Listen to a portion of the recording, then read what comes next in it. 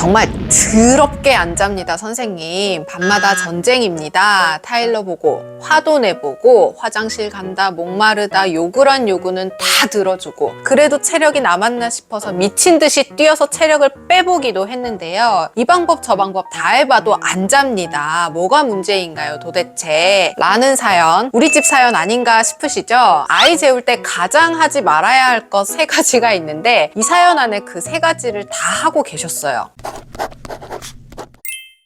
네, 안녕하세요. 이민주 육아상담소 이민주입니다. 한 주간 잘 지내셨나요? 방금 읽어드렸던 수면 고민 사연이 너무 공감되지 않으신가요? 그리고 이번에 제가 줌을 진행하는데 밤 9시 30분으로 시간을 설정했는데 아이들이 10시, 11시가 돼도 안 자는 집들이 있더라고요. 수업을 들어야 하는데 엄마들이 육퇴를 못해서 못 들어오고 계시는 분들이 되게 많았어요. 그래서 오늘은 재우려는 엄마와 안 자고 버티려는 아이를 위한 수면 솔루션 드리도록 하겠습니다. 우선 사연을 딱 봤을 때 아이 재울 때 가장 하지 말아야 할 3가지가 있는데 딱 그 3가지를 다 하고 계시더라고요. 아이가 절대 버텨 잠을 버티게 만들 수 있는 첫 번째가 아이 요구 들어주기예요. 그리고 두 번째가 수면 전에 미친 듯이 뛰기 또는 체력 빼기, 그리고 3번째가 이 방법 저 방법 다 해보기거든요. 그런데 이 3가지 방법을 시도하는 엄마 아빠의 마음도 충분히 이해를 합니다. 얼마나 아이들이 안 자면 재우려고 이것저것 정말 다 해보셨겠어요. 사실 아이를 잘 재우려면요, 앞에 3가지 말고 이 3가지가 무조건 충족이 돼야 돼요.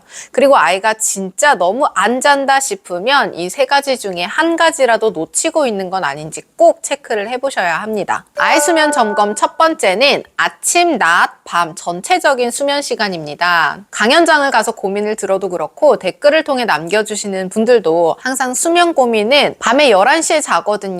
또는 9시에 재우러 들어가면 적어도 1시간, 2시간 넘게 걸리거든요. 이 밤잠 드는 시간을 많이 꼽으세요. 수면은 결국 생체 리듬이기 때문에 잠드는 시간 하나로 어떻게 조절하거나 판단할 수는 절대로 없어요. 예를 들어 11시에 자지만 아침에 늦게까지 자거나 아니면 낮잠을 충분히 자서 아이 본인 하루의 수면량을 충족한다면 이 아이가 밤잠에 들어가는 수면 시간을 9시로 당길 수는 없는 겁니다. 쉽게 말해서 11시에 자는 아이를 9시에 재우기 위해서는요, 결국 전체적인 생체 리듬, 수면 시간과 패턴을 조절해 주어야 하는 겁니다. 아이들이 수면에 필요한 하루 총 수면량이 있는데요. 지금 보시는 것처럼 미국 국립수면재단이 권장하는 연령별 수면 시간은 신생아가 14시간에서 17시간, 돌 이전의 아이가 12시간에서 15시간, 1, 2세 아이가 11시간에서 14시간, 3, 5세 아이는 10시간에서 13시간입니다. 적어도 최소 앞에 있는 수면 시간은 충족을 시켜주는 것을 조건으로 했을 때 아침에 등원해서 일과를 건강하게 보낼 수 있는 기상 시간부터 수면 패턴을 잡아주셔야 해요. 늦게 일어나서 늦게 등원하는 순간 이 아이의 밤잠 수면은 제대로 잡아줄 수가 없어요. 말 그대로 늦게 자고 늦게 일어나고 낮잠도 힘든 이 악순환의 반복이 되는 것이기에 일어나는 시간을 늦어도 8시, 낮잠은 늦어도 3시 이전에 마무리하고 밤잠 시간은 늦어도 10시 전에는 깊은 수면에 들 수 있도록 환경 세팅을 해주셔야 합니다. 그런데 환경 세팅만 해줬다고 해서 애가 잘 자면 문제도 없게요.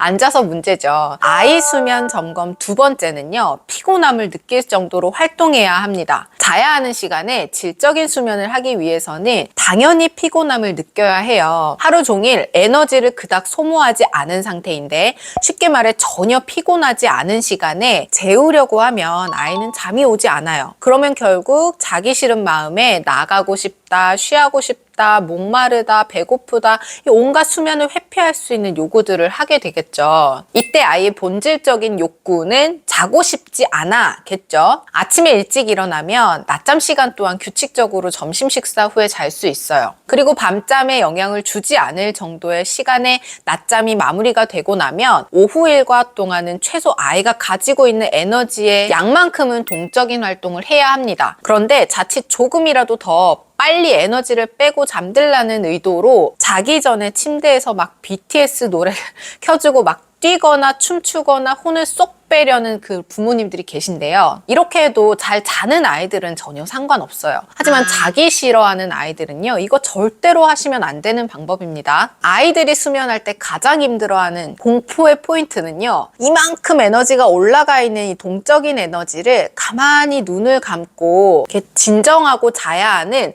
정적인 에너지로 전환하는 이 과정이 사실 가장 힘든 부분이거든요.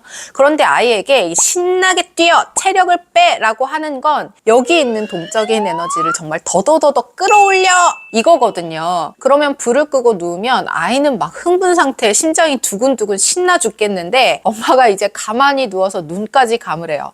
얼마나 괴롭겠어요. 노래방 가서 신나는 노래 부르면서 춤추고 열창하고 막 침대에 바로 누운 그 느낌이라고 한번 상상해 보시면 될 것 같아요. 9시 기준으로 수면을 본다면요, 8시 전까지는 충분한 에너지 소모를 할 수 있게 실외 활동이든 신나는 놀이든 뭐든 해주시고요.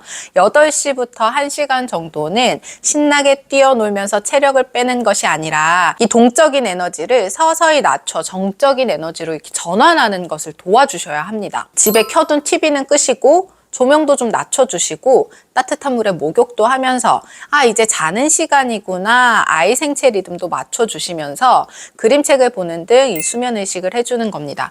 이렇게 환경적으로 조절하고 일관되게 실천해 주셔야만 서서히 아이 호르몬도 규칙적인 주기가 생기는 것이고, 이게 습관이 되면서 수면 패턴이라는 것이 자리 잡게 되는 것입니다. 다만 아이들도 연령이 높아질수록 체력이 좋아지기는 해요. 그래서 3번 낮잠 자던 것이 2번으로 줄어들고 2번 낮잠 자던 것이 또 1번으로 줄고 5살에서 6살쯤 이제 유치원에 가면 아예 낮잠을 자지 않는 것으로 줄어들기도 해요. 수면량과 아이가 가진 체력, 에너지의 크기는 연령에 따라서도 다르지만 또 아이 개인마다도 차이가 있으므로 발달 주기 따라서 주기적으로 체크해 주셔야 합니다. 자, 마지막 3번째는 요구는 자러 가기 전에 해결해야 합니다. 영상 초반의 사연에서도 나왔지만 이 방법 저 방법 다 사용해 봤다는 이야기가 있었죠. 일관된 수면 환경이나 수면 의식이 중요한데 이 방법 저 방법 써보는 건 오히려 독이 될 수 있다는 말이에요. 아이 입장에서는 이렇게 했더니 엄마가 이렇게 반응을 하네, 저렇게 했더니 또 저렇게 반응을 하네, 이것저것 요구할 수 있는 여지를 주는 거나 마찬가지겠죠. 그래서 아이가 주로 할 수 있는 요구들, 아이 말을 들었을 때 그냥 참아 라고 할 수 없는 것들이 있어요. 예를 들어서 아이가 쉬하고 싶다 라고 말하는데 그냥 싸 할 수는 없잖아요. 이런 요구들은요, 수면하러 가기 전에 아이가 요구하지 않는 상황이라고 하더라도 미리 해결하고 들어가야 합니다. 저희 집 상황으로 예를 들어볼게요. 저희 아이도 항상 들어가면 쉬하고 싶어, 목말라, 목수건 안 했어, 책 더 보고 싶어, 이런 말들을 했어요. 그런데 이제 자러 갈 시간이야 라고 했을 때는 쉬가 하고 싶던 하고 싶지 않던 일단 화장실을 한번 다녀오는 것, 그리고 자는 시간 동안 수분 섭취가 과하면 수면에도 방해가 될 수 있다는 것을 알려주고, 물통은 챙기되 물은 목을 축일 정도의 양으로 조절해서 제가 올려두면 본인 물통을 스스로 챙겨 들어가는 것, 그리고 자기 전에 로션 바른 후에 늘 요구하는 목수건은 미리 둘러줍니다. 그 다음에 잠자리 독서로 약속한 3권의 책 이렇게 딱 챙겨서 침대로 가는 것이 아이 본인이 해야 할 일이자 우리 집의 수면 규칙인 거예요. 특별한 경우에 응가가 하고 싶다거나 쉬를 하고 왔지만 한 번 더 하고 싶은 날이 있을 수 있는데,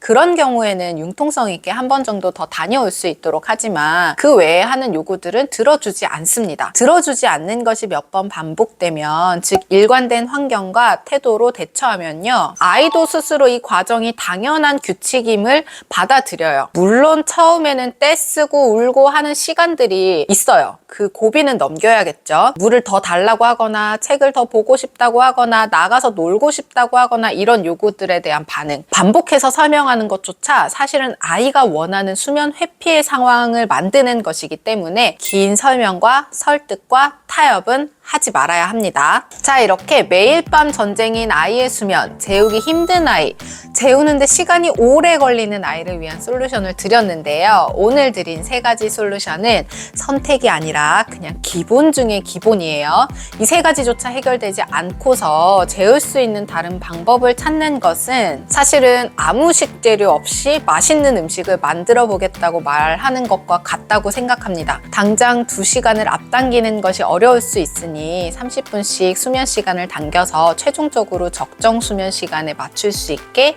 노력해 봅시다. 그 어떤 육아법이나 기술, 교육법과도 비교할 수 없이 이 아이의 질적인 수면이 대단히 중요하다는 것을 꼭 기억하시고 저는 다음 주에 또 유익한 육아 정보로 찾아뵐게요. 안녕!